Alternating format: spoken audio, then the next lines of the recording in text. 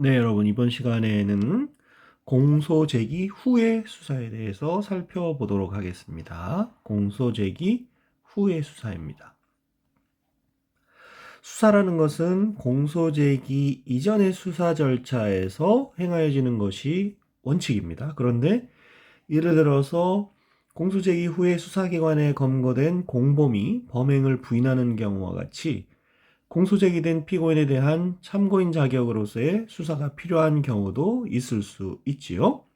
여기서 공소제기 이후에 피고 사건에 대한 수사기관의 수사활동이 허용되는가가 문제가 됩니다. 그래서 공소제기 후에 수사의 허용 범위에 대해서 살펴보게 되는데요.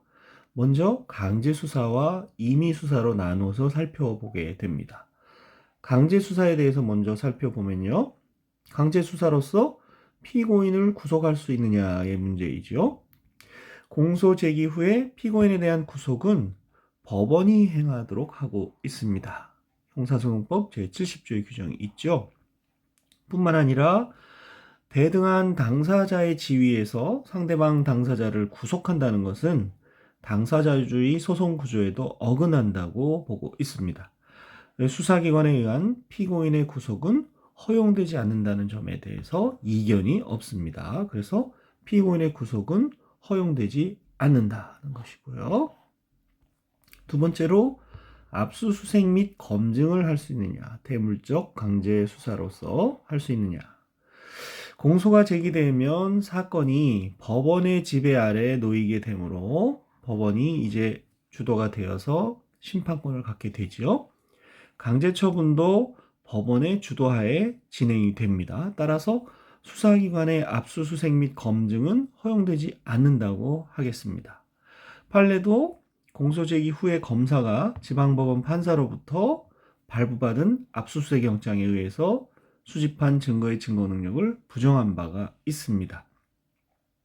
수소법원이 아닌 별도의 지방법원 판사로부터 영장을 발부받아서 압수수색한 경우지요. 그러나 수사기관이 피고인에 대한 구속영장을 집행하는 경우에는 영장 없이 압수수색 및 검증을 할 수 있다는 것을 저희가 216조 2항 영장 없는 압수수색에서 배웠습니다.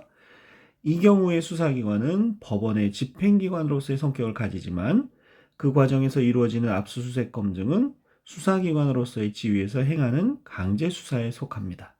따라서 검사의 공소 수행을 위해서 필요한 범위 내에서 인정되는 것이지요. 자, 관련 판례를 한번 보도록 하겠습니다. 2009도 만 412호 판결인데요.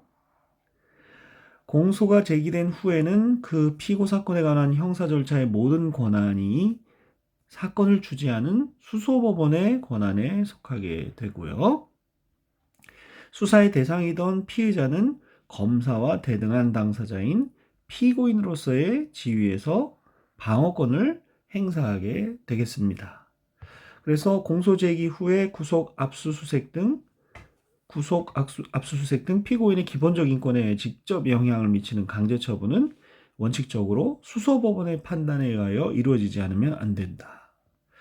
형사소송법은 215조에서 검사가 압수수색 영장을 청구할 수 있는 시기를 공소 제기 전으로 명시적으로 한정하고 있지는 않지만 헌법상 보장된 적법 절차의 원칙과 재판받을 권리, 공판중심주의, 당사자주의, 직접주의를 지향하는 현행 형사소송법의 소송 구조, 관련 법규의 체계, 문헌 형식, 내용 등을 종합하여 보면 일단 공소가 제기된 후에는 그 피고 사건에 관하여 검사로서는 형사소송법 215조에 의하여 압수수색을 할 수 없다고 봐야 하며, 그럼에도 검사가 공소제기 후 법제 215조에 따라서 수소법원 이외의 지방법원 판사에게 청구하여 발부받은 영장에 의해서 압수수색을 하였다면 그와 같이 수집된 증거는 기본적 인권 보장을 위해 마련된 적법 절차에 따르지 않은 것으로서 원칙적으로 유죄 증거로 삼을 수 없다, 이렇게 판시하고 있습니다. 공소제기 후에 강제 수사에 대해서 살펴봤고요. 이번에는 공소제기 후에 임의 수사에 대해서 살펴보도록 하겠습니다. 먼저 피고인 신문이 가능하냐는 얘기죠. 공소제기 후에는 피의자가 아니라 이제 피고인이기 때문에 피고인을 신문할 수 있느냐 문제입니다. 공소 제기 후에 피고인 신문이 가능한가에 대하여는 피의자 신문을 규정한 199조 제1항이 임의 수사의 시기에 대하여 제한을 하고 있지 않으므로 허용된다고 하는 적극설과 피고인의 당사자로서의 지위와 모순이 되고 제200조도 피의자 신문의 대상을 피의자로 한정하고 있으므로 허용되지 않는다는 소극설과 제1회 공판 기일 전에 한정하여 허용된다는 절충설의 견해가 있습니다. 공판 절차에서 피고인은 소송의 주체로서, 그렇죠? 이제 피고인은 소송의 주체성을 인정을 받습니다. 당사자의 지위를 가지게 되므로 서로 대등한 존재인 검사가 피고인을 수사의 차원에서 신문하는 것은 허용되지 않는다고 생각이 됩니다. 즉 소극설이 타당하지 않을까 생각이 됩니다. 그런데 판례는 피고인 신문의 허용 여부에 대해서 직접적인 입장을 밝히고 있지는 않지만 검사 작성의 피고인에 대한 해당 공소사실에 관한 진술조서가 피고인이기 때문에 피의자 신문조서를 작성할 수 없고 피고인에 대한 진술조서를 작성을 한 사안에서 공소제기 후에 작성된 것이라는 이유만으로 증거능력이 없는 것이라고 할 수 없다. 즉 증거능력을 부여할 수 있다는 얘기죠. 좀 오래된 판결이긴 합니다. 그래서 긍정설의 입장을 취하고 있는 것으로 보여집니다. 이 경우에 피고인에 대한 진술조서는 피의자 신문조서와 같이 취급이 되기 때문에 그 실질이 312조 제1항에 의해서 증거능력이 가려지며 아직 저희가 312조에 대해서 배우지 않았습니다만 전문법칙에서 수사기관 작성의 피의자 신문조서를 증거능력을 인정하는 예외 규정입니다. 그에 따라서 가려지며 따라서 피의자에게 진술 거부권을 고지해야 함은 물론이다. 진술조서이지만 그 실질이 피의자 신문조서에 해당하기 때문에 당연히 진술 거부권을 고지해야 된다라는 그런 규정을 그런 판시를 하고 있는 것을 볼 수가 있습니다. 그래서 결과적으로 피고인에 대한 진술조서, 즉 피고인 신문에 대해서 증거능력을 인정한 것으로 보여집니다. 관련 판례를 한번 내용을 살펴보겠습니다. 검사가 작성한 피의자 신문조서는 그 피의자였던 피고인이 공판정에서 서명 날인을 시인하여 진정 성립을 인정하는 경우에는 검찰에서의 진술이 특히 임의로 되지 아니하여 신빙할 수 없는 상태하에서 된 것이라고 의심할 만한 사유가 없으면 증거 능력이 있다고 할 것이다. 과거의 증거법에 의한 판단이긴 한데요. 증거 능력을 인정한다는 얘기는 피고인에 대한 신문을 인정한다는 의미가 됩니다. 기록에 의하면 제1심 공판정에서 소론 검사의 피의자 신문조서 또는 진술조서를 제시하고 내용을 고지하자 피고인들이 그 성립과 임의성을 인정하고 있는 각 조서가 임의성이 없는 진술로서 내용이 신빙할 수 없는 것이라고 의심할 만한 자료를 발견할 수가 없다. 여기에 진술조서도 들어가 있는 것을 볼 수가 있죠.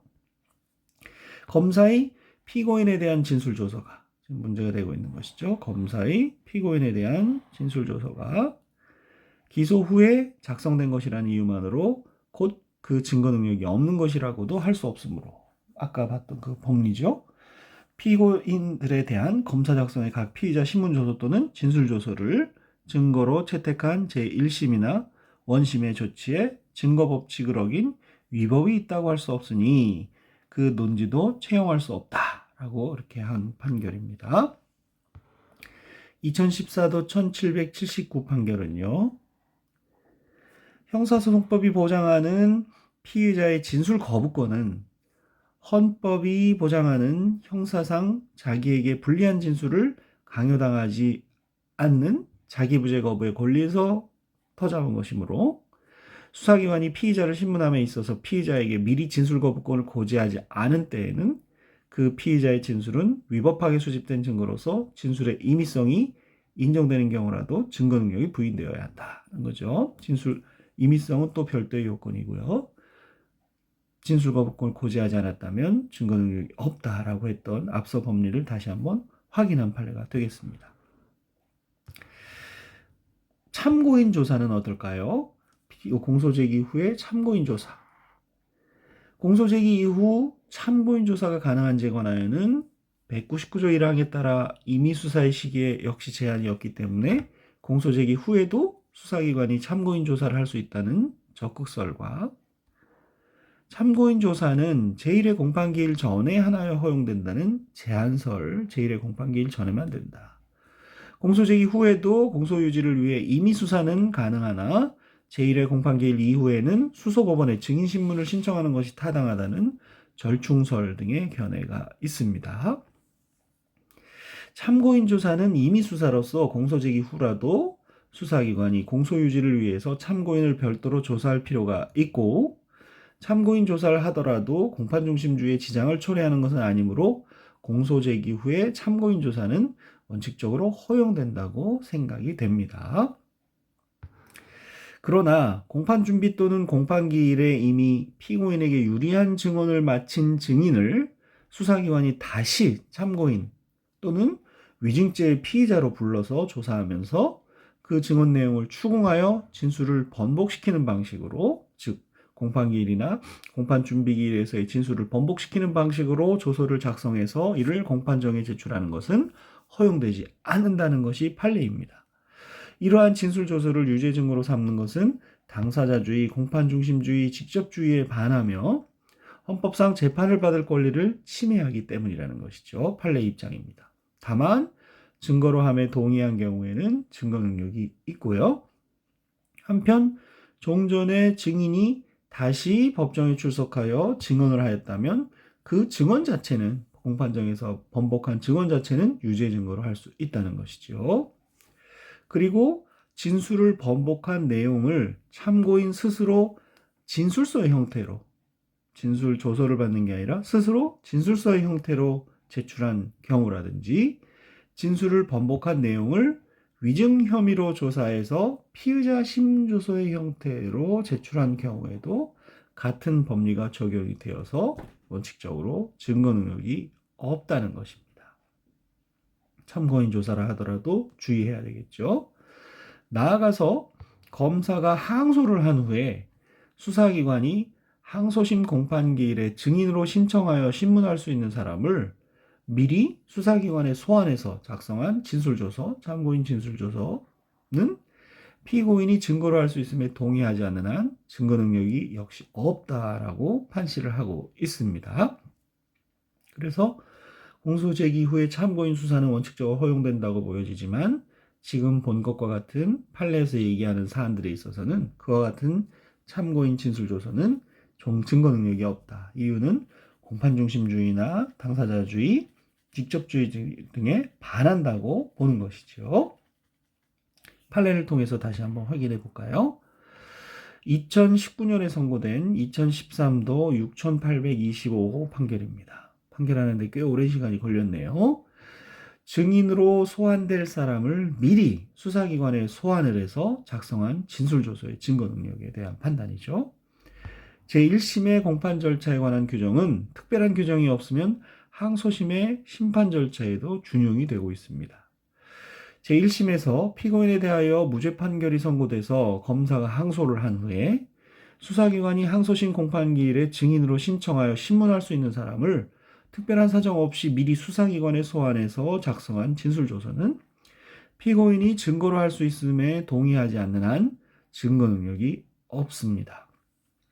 검사가 공소를 제기한 후 참고인을 소환해서 피고인에게 불리한 진술을 기재한 진술조서를 작성해서 이를 공판 절차에 증거로 제출할 수 있게 한다면 피고인과 대등한 당사자의 지위에 있는 검사가 수사기관으로서의 권한을 이용을 해서 일방적으로 법정 밖에서 유리한 증거를 만들 수 있게 하는 것이기 때문에 당사자주의, 공판중심주의, 직접 심리주의에 반하고 피고인이 공정한 재판을 받을 권리를 침해하기 때문이라는 것이죠. 그래서 이 참고인이 나중에 법정의 증인으로 출석을 해서 진술조서의 성립의 진정을 인정하고 피고인 측에 반대 신문의 기회가 부여된다 하더라도 이것은 나중에 증거법에서 배울 312조 4항에서 참고인 진술조서의 증거 능력을 인정하는 요건입니다. 그 진술조서의 증거 능력을 인정할 수 없다는 것은 마찬가지다. 참고인이 법정에서 위와 같이 증거 능력이 없는 진술조서와 같은 취지로 피고인에게 불리한 내용의 진술을 한 경우 그 진술의 신빙성을 인정하여 유죄 증거로 삼을 것인지는 별개의 문제이지만 증인신문 전에 수사기관에서 진술조서가 작성된 경위와 그것이 법정 진술에 영향을 미쳤을 가능성 등을 종합적으로 고려해서 신중하게 판단해라. 진술 자체는 별도의 문제이지만 그 경우에도 신빙성, 믿을 수 있는지 여부를 신중하게 판단하라는 것이 대법원 판례의 입장입니다. 네. 여기까지 이번 시간에는 공소 제기 후의 수사에 대해서 살펴봤습니다. 다음 시간에는 공소의 제기에 대해서 살펴보도록 하겠습니다. 여러분 수고하셨습니다.